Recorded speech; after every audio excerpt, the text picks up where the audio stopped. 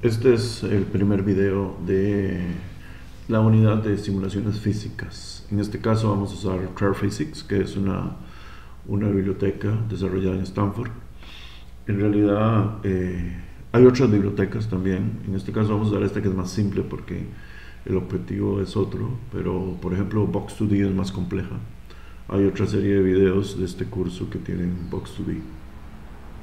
Mi nombre es Franklin Hernández Castro, soy el profesor del curso de Diseño 7 Comunicación Visual del Instituto Tecnológico de Costa Rica, de la Escuela de Ingeniería en Diseño Industrial. Esta es la primera lección de esta unidad y por lo tanto vamos a hablar de algunos conceptos en general que vamos a usar posteriormente cuando estemos trabajando con los códigos.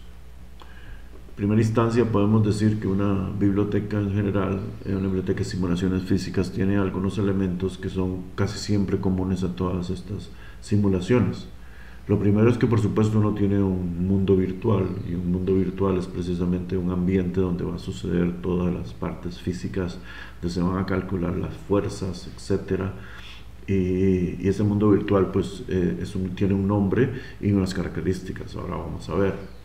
Generalmente hay objetos puntuales que llamamos partículas. En este caso los he querido señalar con estos puntos. Y estos objetos puntuales, pues por supuesto que pueden referirse a diferentes cosas, como por ejemplo pueden ser objetos que son movidos por gravedades o que chocan entre sí o lo que sea.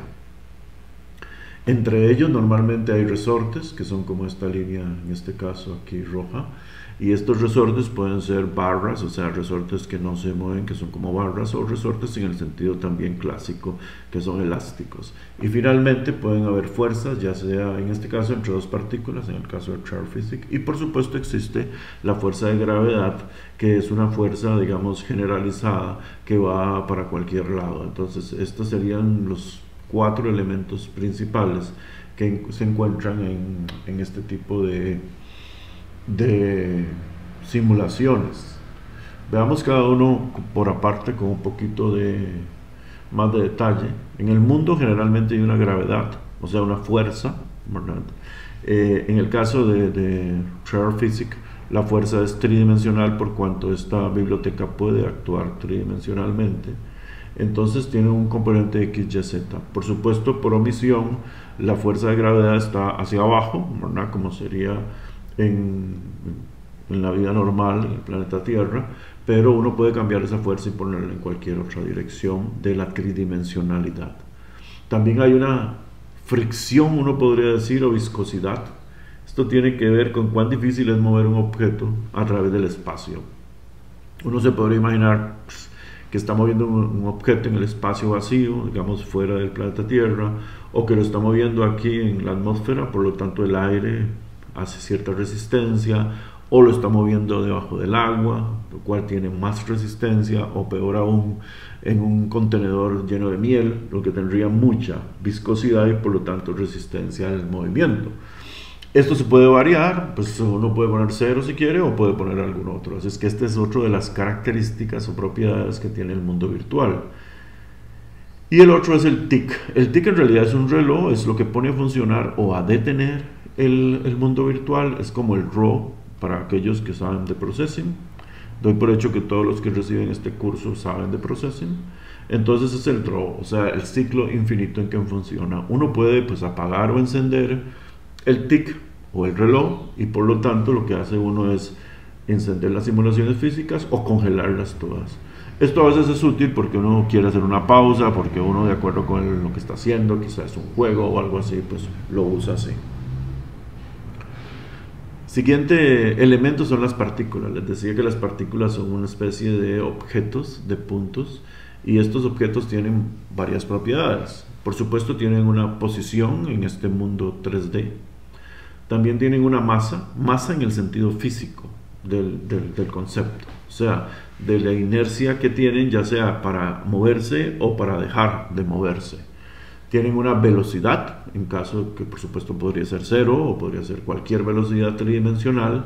Tienen una edad, que es un poco un recuento de los ciclos que han estado funcionando. Por supuesto, esto podría ser útil en algún momento para que ciertas partículas dejen de existir o nazcan o cosas de ese tipo, y por eso tienen esta propiedad. Y en el caso de True Physics, tienen este estado que también se usa en otras simulaciones, que es el estado de fijo o el estado libre.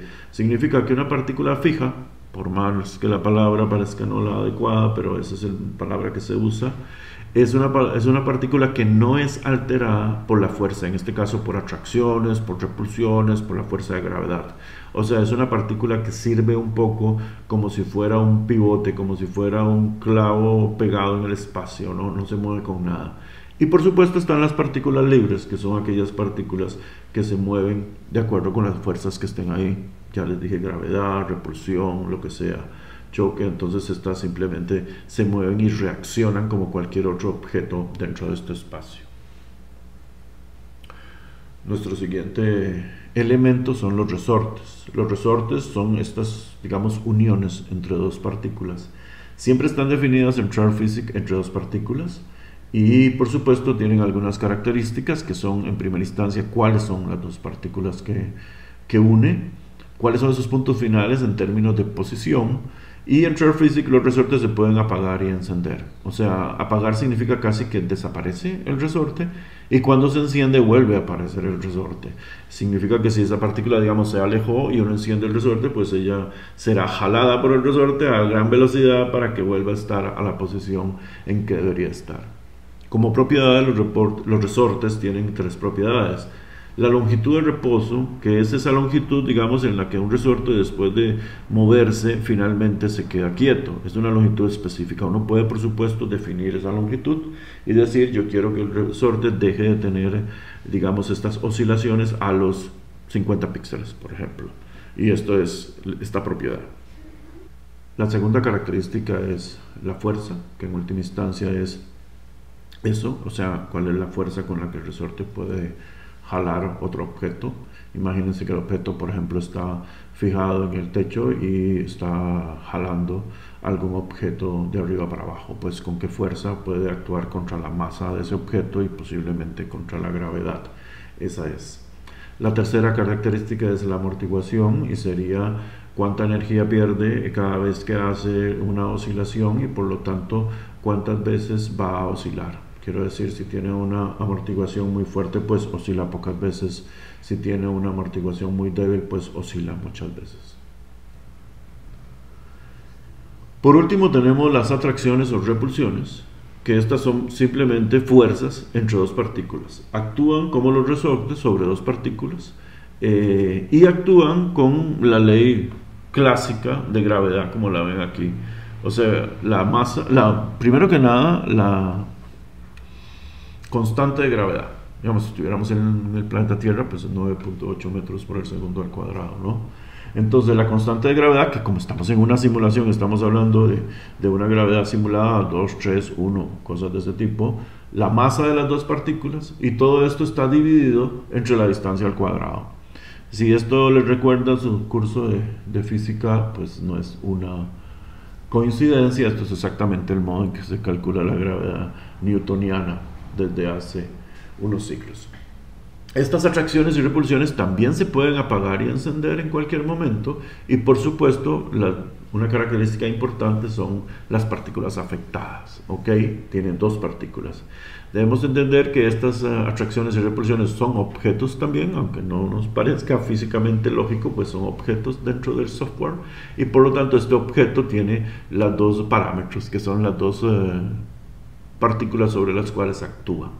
En cuanto a propiedades, tenemos la fuerza, que vendría a ser en última instancia ese G, o sea, con qué fuerza usted quiere que esa atracción o repulsión funcione, y la distancia mínima. ¿Qué es la distancia mínima? Pues en qué momento deja de aumentar. Pues como ustedes ven, entre más cerca estén las dos partículas, pues aumenta en forma cuadrática la fuerza con la que se atraen, ¿verdad? O se repelen, pero se atraen sería el caso crítico, porque se atraen y se atraen, y cuando se atraigan demasiado, digamos, la fuerza tiende a ser infinita, y la fórmula tiende a indefinirse, como lo ven claramente, si recuerdan un poco de sus cursos de cálculo. Pues lo que sucede aquí es que entonces se declara una distancia mínima, digamos por ejemplo 10 píxeles. Y entonces a los 10 píxeles la fuerza deja de crecer. Simplemente a partir de los 10 píxeles, cuando va por 9, por 3 y por 4, es la misma fuerza que tenía cuando tenía 10. Y así nos evitamos que se indefina el sistema y que simplemente deje de funcionar la funcionalidad. Se puede definir esta distancia porque a veces, según lo que ustedes estén diseñando o programando, pues es importante que sea muy cerquita o que no hay necesidad, puede ser lejos, y así es más fácil de trabajar. Estos serían en general los conceptos que vamos a trabajar. Lo que vamos a ir ahora es a los códigos. Eso será en el siguiente curso, digo, en el siguiente video, perdón. Y ahí vamos a ver cómo vamos aplicando poquito a poco estos conceptos y cómo estos conceptos se plasman en una interpretación en código.